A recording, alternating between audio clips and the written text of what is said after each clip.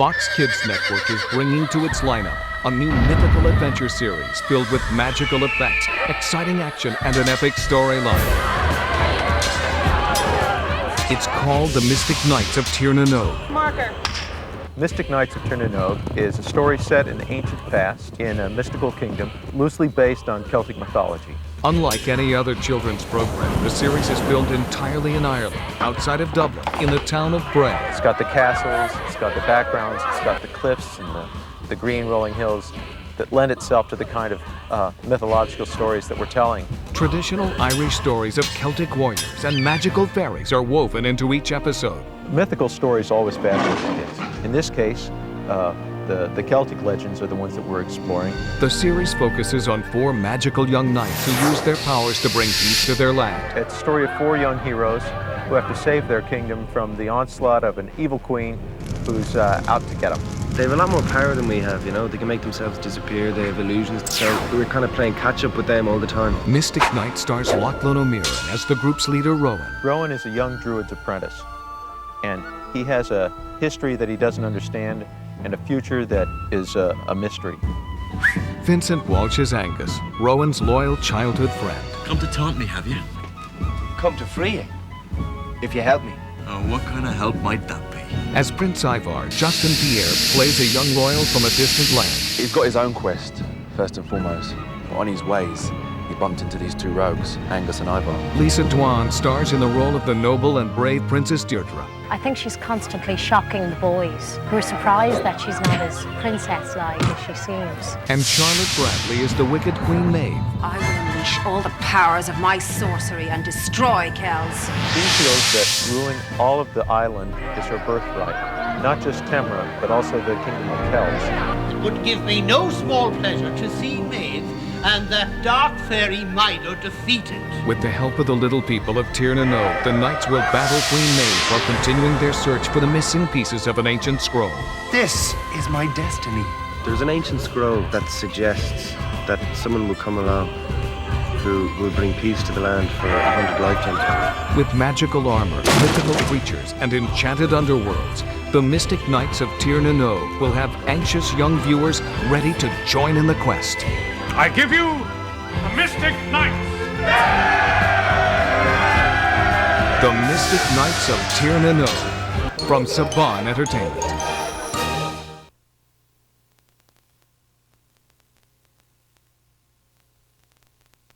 Mystic Knights of Tir na nOg is a story set in the ancient past in a mystical kingdom, loosely based on Celtic mythology. It's a story of 4 young heroes who have to save their kingdom from the onslaught of an evil queen who's out to get them. Well, you can look around you and see a lot of good reasons for coming to Ireland to film Mystic Knights. It's got fantastic locations. It's got the castles, it's got the backgrounds, it's got the cliffs and the green rolling hills that lend itself to the kind of mythological stories that we're telling. But it also had the talent. The crews and the cast, what better place to tell a story of Celtic lore than in Ireland? Tir na nOg really means the land of youth. It's a land where no one grows old and lives forever.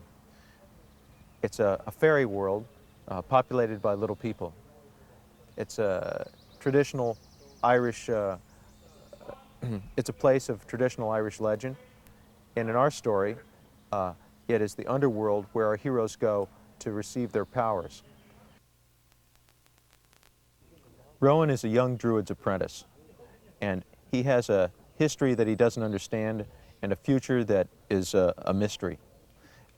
He was a foundling child who was raised by a druid, and in the early stories of the show we find a ancient scroll which prophesies his fate. And his fate is that of Draganta, who is the one who's supposed to bring peace to Kells for 100 lifetimes.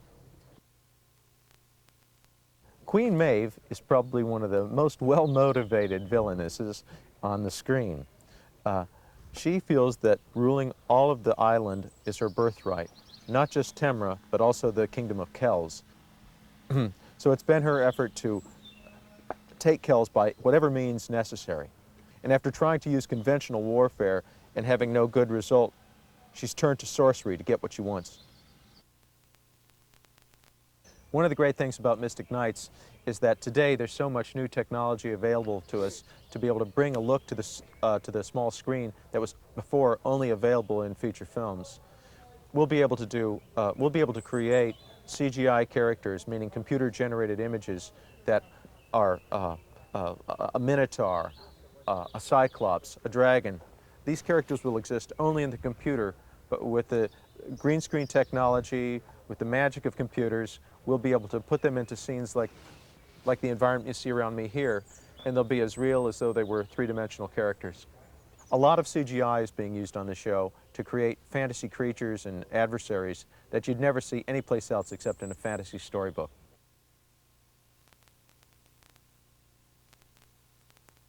There's an ancient scroll that suggests that someone will come along who will bring peace to the land for 100 lifetimes, which is pretty much eternity.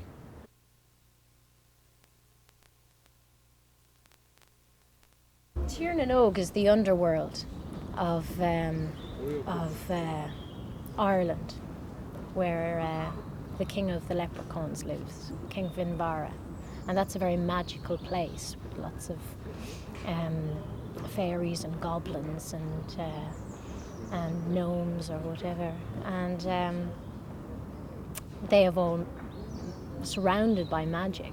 And Celtic Ireland, having read a fair bit of mythology before I started this, is just engulfed in this magical and mystical world. And this obviously would transpire into a series about Celtic Ireland. My father is on the brink of losing his kingdom against the evil Queen Maeve. And Deirdre's just at that point of maturity where she's caught between sort of tomboyishness and a princess. And she lost her mother at an early age and I suppose is the lady of the castle. So she's defending her kingdom, which potentially she's going to rule. So there's an awful lot of heart in her quest.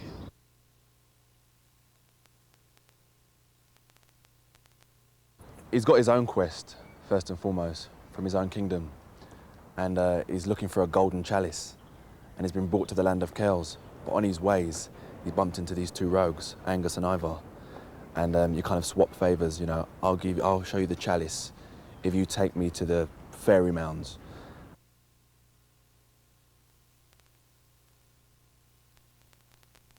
The mystic armour comes from Tir na Nog. This is the country of the little people who live below the earth, and they have very magical powers, different powers to Cahad's, but ones which can be put at the disposal of the heroes for the good of the whole society.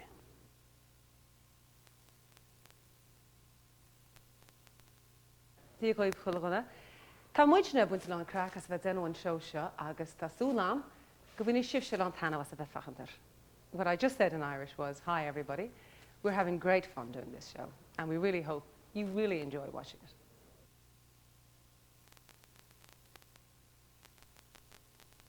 Kids like action series. They've seen lots of different kinds of action series, but I think an Irish period piece like this, based as it is in all its mythology and magic and folklore, is going to be very exciting for American kids to see.